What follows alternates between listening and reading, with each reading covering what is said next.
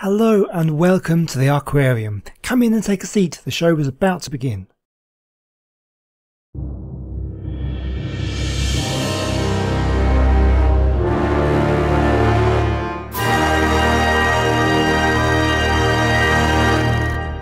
Trilobites were one of the most successful marine creatures ever to live. They dominated the oceans of the world for over 270 million years, first appearing around 521 million years ago and finally disappearing in a mass extinction event at the end of the Permian period around 252 million years ago. The name Trilobite does not just refer to one species, but to an entire class of arthropods containing around 20,000 different species. A quick internet image search will reveal a huge diversity of Trilobite species. Almost all ecological marine niches were filled by trilobites.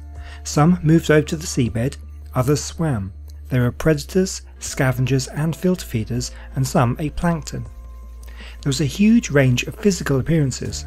Some were tiny, measuring less than a millimetre long. Others were large, measuring over 2 feet long.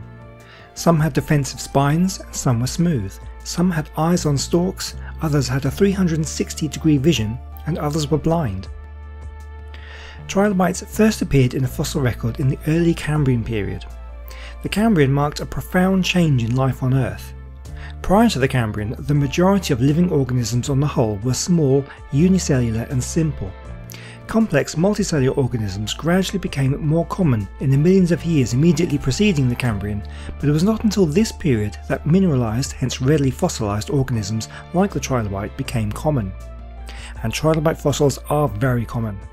Like modern arthropods, trilobites would molt their exoskeleton many times as they grew. Most trilobite fossils are actually the discarded exoskeleton and not the actual creature itself. Those are comparatively rare. Trilobites are also one of the first animals known to have had vision. Even the earliest trilobites had complex compound eyes with lenses made of calcite, as a characteristic of all trilobite eyes, confirming that the eyes of arthropods and probably other animals could have developed before the Cambrian. Trilobite eyes were typically compound, with each lens being an elongated prism. The number of lenses in such an eye varied. Some trilobites had only one, while some had thousands of lenses in a single eye.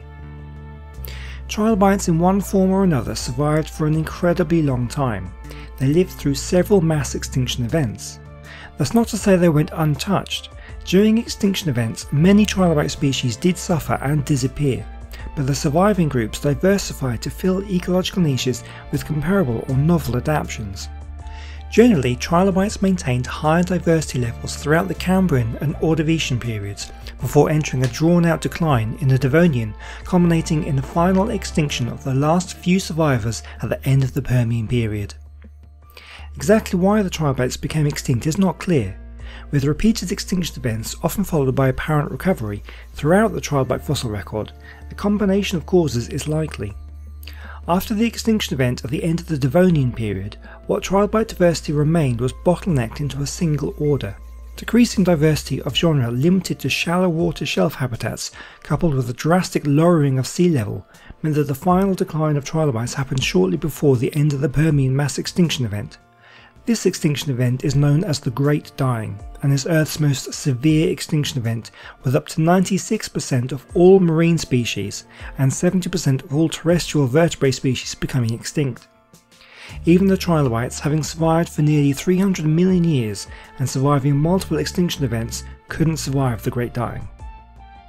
Trilobites have no known direct descendants. Their closest living relatives would be the chelicerates.